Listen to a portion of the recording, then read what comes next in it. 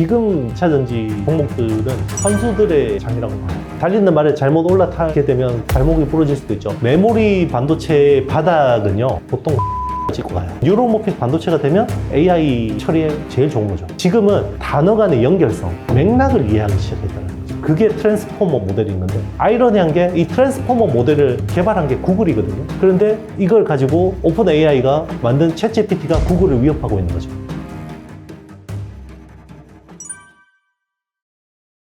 워낙 지금 뭐 잘 되는 산업이 없잖아요. 그러다 보니까 되는 산업이 지금 2차 전지 산업이고, 사실 그리고 정책의 수혜가 대부분 지금 2차 전지 쪽으로 많이 몰리고 있잖아요. 작년에도 굉장히 많은 시세가 났는데 올해는 정말 폭발적으로 시세가 나고 있고, 웬만한 어떤 2차 전지 관련주들을 보면 주가가 막 차트가 이쑤시개처럼 솟아 있거든요. 과거 스마트폰 때도 그러긴 했어요. 이게 보통 기존 시장에서 새로운 제품으로 바뀌잖아요. 그러면 침투율이 한 10% 정도 넘어갈 때 제일 시장에서 환호를 해요. 예전에도 스마트폰으로 바뀔 때 한 침투율이 10%대 왔을 때 주가가 제일 환호했거든요. 근데 의외로 한 50% 정도 침투율이 됐으면 오히려 주가가 막 급속도로 식어버려요. 이번에도 뭐 마찬가지라고 보고 있고, 전기차 침투율이 아직까지는 전 세계적으로 10%대이기 때문에 지금은 이제 주가가 좋을 수밖에 없다고 생각하는데, 다만 너무 과도하게 좀 선반영했다라는 느낌도 있습니다.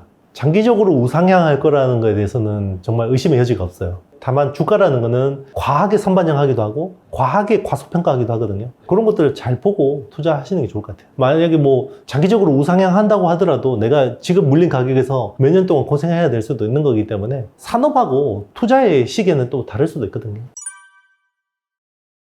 일단 LG 에너지 솔루션이 세계 2위 기업이고요. 국내에서는 가장 잘하고 있고, 그리고 워낙 오래 전부터 했어요. 그래서 이제 제일 잘한다고 보면 되고, 삼성 SDI는 그동안 좀 약간 투자에 좀 소극적인 모습이었는데 최근 들어서는 약간 좀 이제 적극적으로 바뀌고 있고, SK온 같은 경우는 SK 이노베이션에서 분사한 회사인데 후발주자임에도 불구하고 SK 그룹 자체가 약간 공격적인 성향이 있잖아요. 그러다 보니까 좀 최근에 좀 잘하고 있는 모습을 보이고 있고, 특히나 이제 우리 국내 배터리 업체들이 미국 뭐 GM 이나 포드 이런 데하고 합작을 통해서 현지 공급 체제를 많이 구축하고 있다는 것은 긍정적이라고 보고 있고요. 그리고 유럽도 지금은 이제 유럽판 IRA라고 CRMA라고 하고 있잖아요. 이런 쪽도 이제 우리는 헝가리나 폴란드 쪽에 굉장히 현지화를 많이 해놨기 때문에 그런 쪽에서도 앞으로는 잘 할 수 있을 거라고 보고 있어요. 배터리라는 게 결국 그 원재료까지 가버리면 이 앞단계 광물 채굴 이런 쪽에서는 중국이 워낙 잘하고 있거든요. 이런 것들을 빨리 어느 정도는 국산화해 놓는 게 필요할 것 같고, 최근에 그래서 포스코 그룹, 포스코 홀딩스, 포스코 케미칼 뭐 이런 회사들이 계속해서 주목받는 이유가 결국 아주 로 머티리얼부터 그 중간에 정제, 믹싱 이런 것까지 할 수 있는 국내 유일의 그룹이라고 볼 수 있거든요. 원래는 이제 철강 산업을 하다가 이게 선진국이 되면 철강 수요가 확 떨어져요. SOC 투자가 많이 줄기 때문에. 그러면 철강 기업 살아남기 위해서는 이제 이런 신소재나 뭐 어떤 비철금속 쪽으로 많이 연구개발을 하게 되는데, 거기 하나 이제 2차 전지 쪽에서 얻어 걸린 거죠. 에코프로 그룹 같은 경우는 양극재부터 시작했어요. 하다 보니까 그 앞에 있는 전구체 사업도 하게 되고, 그리고 이제 이 전구체 사업 하다 보니까 나중에 배터리가 만들게 되면 얘가 수명을 다하면 재사용, 재활용을 해야 되는데, 이런 쪽에 또 폐배터리 이런 사업도 하게 된 거죠. 그러니까 수직 계열을 쭉 하게 된 거죠. 그래서 이제 지금은 에코 그룹이 된 거고요.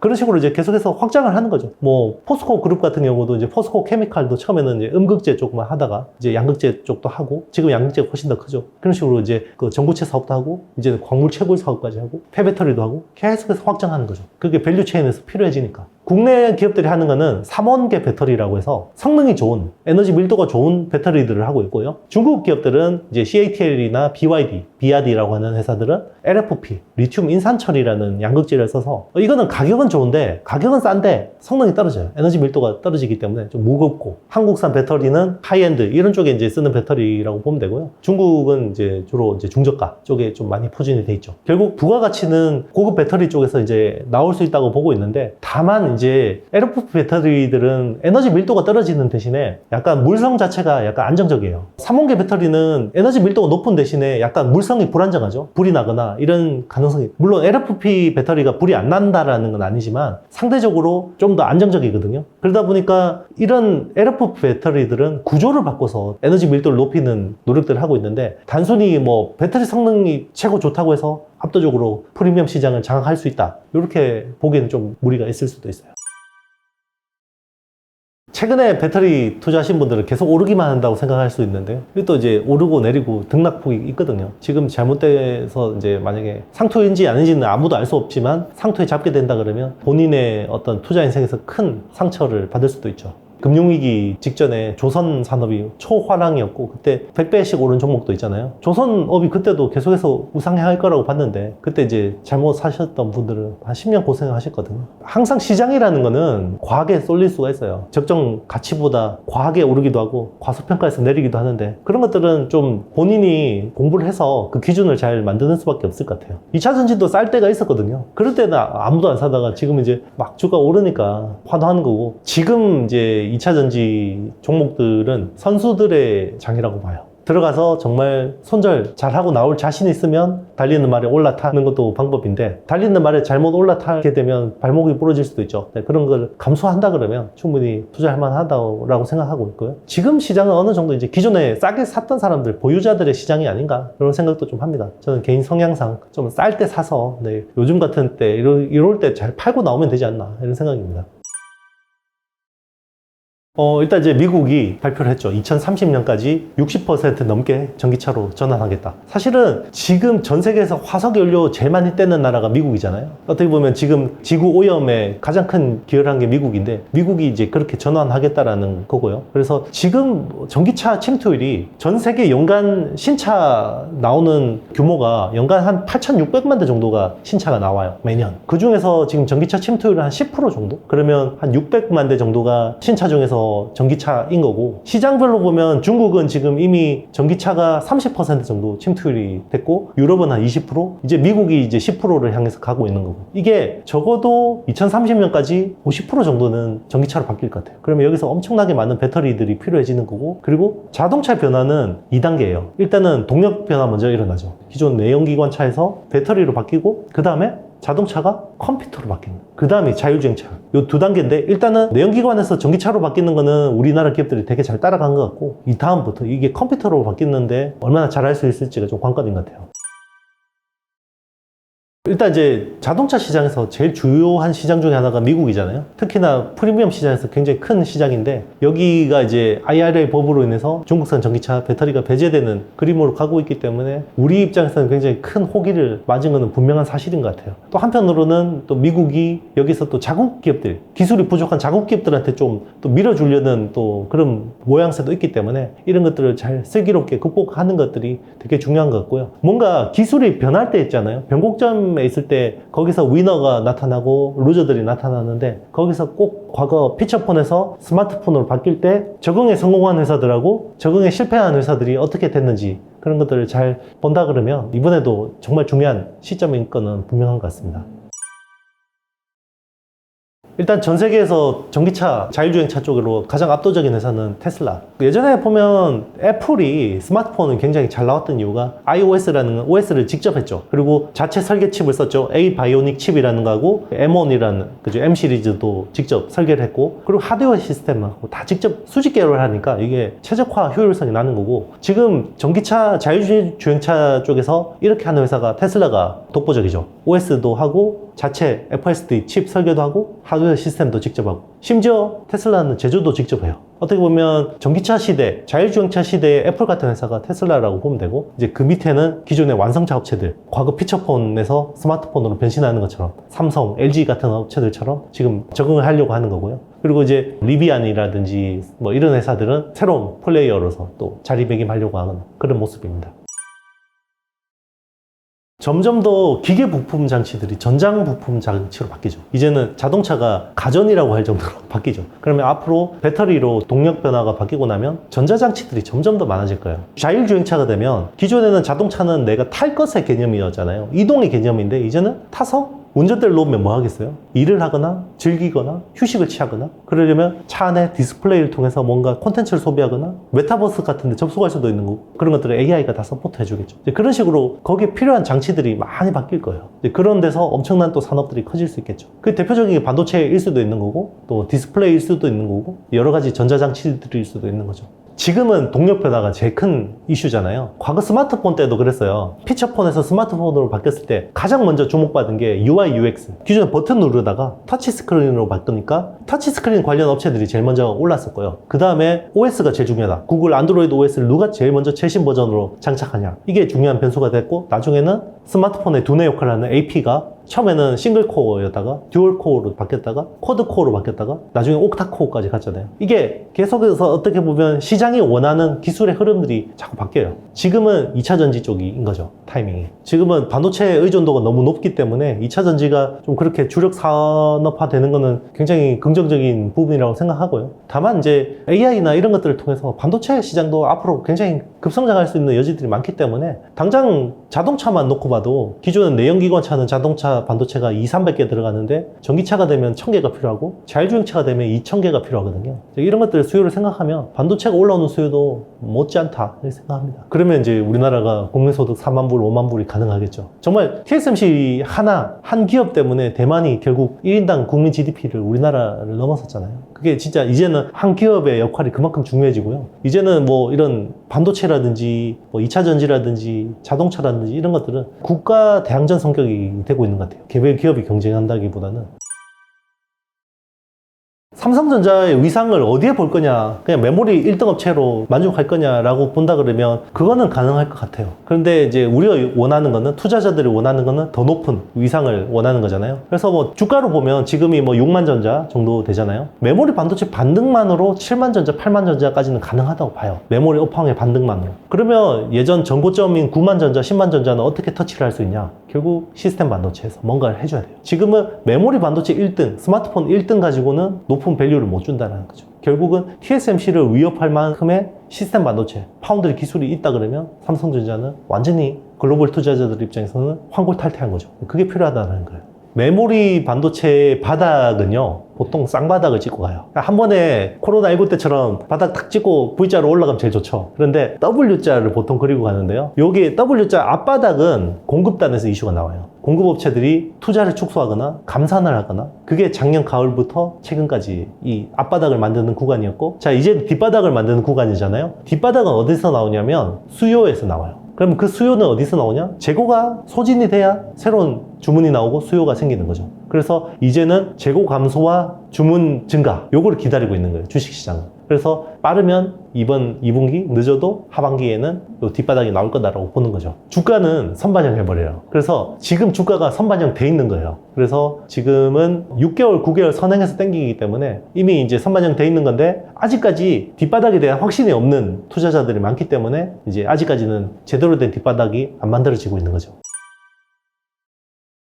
원유라는 것도 엄청 비싸졌다가 엄청 폭락했다 그러잖아요. 메모리 반도체가 딱 거의 원유 같은 성격이라고 보시면 되고요. 경기 순환하는 산업이라고 하고, 반대로 시스템 반도체는 좀 재고라는 게 없어요. 왜냐면 누가 주문해야지 만들거든요. 그러니까 주문형 반도체이기 때문에 재고라는 게 없는데, 범용 반도체는 만들어 놓고 창고에 쟁겨 놓고 있다가 팔면 되니까.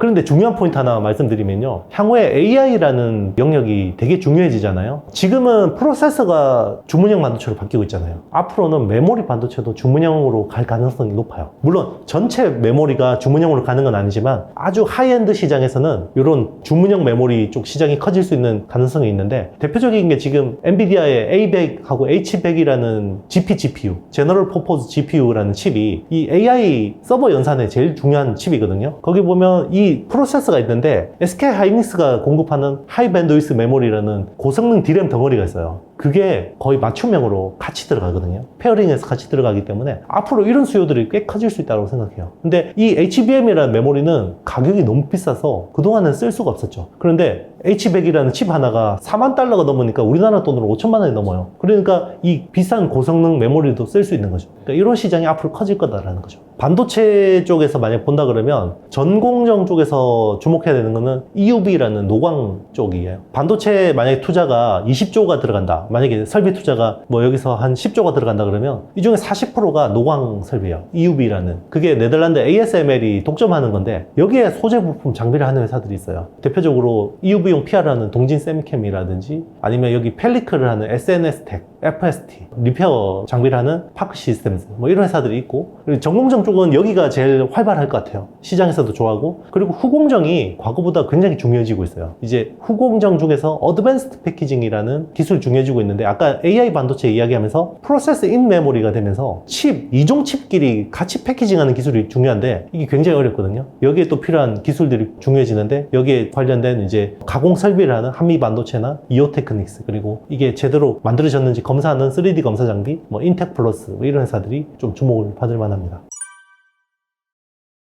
반도체는 뇌라고 생각하면 되고요. 인공지능은 영혼이라고 생각하면 될 것 같아요. 반도체를 통해서 인공지능이 구체화되는 거죠. 추상적으로 있는 AI가 구체화되는 거고, 그리고 그 AI가 고도화되기 위해서는 계속해서 반도체가 필요해요. 왜냐하면 빅데이터라는 것들을 통해서 데이터를 모아서 이걸 계속 처리해서 뭔가 피드백을 해서 AI가 계속해서 개선이 돼야 되는 거거든요. 그렇기 때문에 이제 AI하고 반도체는 이제 거의 한 몸이라고 생각하면 될 것 같습니다. 그래서 이제 반도체 구조가 바뀌는 거예요. 지금 쓰는 모든 컴퓨터는 CPU, 프로세서가 있고 스토리지가 있죠. 옛날에는 하드디스크 쓰다가 요즘에 SSD 쓰는데, 여기서 데이터를 불러와서 처리를 하는데요, 프로세서 성능이 너무 빨라요. 그래서 데이터가 불러오는 속도가 못 따라가거든요. 그래서 버퍼가 생기니까 중간에 D램이라는 읽기, 쓰기에 최적화된 메모리를 쓰는 거예요. 그래서 프로세서, D램, SSD 이런 식으로 이제 되는 게 기존의 컴퓨터 구조거든요. 그런데 지금 AI라는 거는 사람의 뇌를 모방한 구조예요. 근데 사람의 뇌는 프로세스하고 저장이 같이 있잖아요. 우리 뇌는 프로세싱도 하고 저장도 하죠. 그러니까 이제 반도체도 그렇게 되는 게 제일 좋거든요. 그러면 기존 구조에서 이거를 구현하려면 프로세스하고 메모리를 최대한 가까이 붙여서 이 통신 전달 속도를 최대한 가까이 하는 게 좋은 거죠. 그게 프로세스 니어 메모리라고 하고요. 그리고 요즘에 나오는 건 프로세스 인 메모리. 칩은 두 개인데 패키징을 통해서 원 패키지를 하는 거예요. 그래서 요즘에 후공정 기술이 되게 중요해지는 게, 반도체가 어드밴스드 패키징 쪽에서는 다 이 원 패키징을 하려면 기술 자체 고도화돼야 되는 거고요. 나중에는 그냥 칩 하나에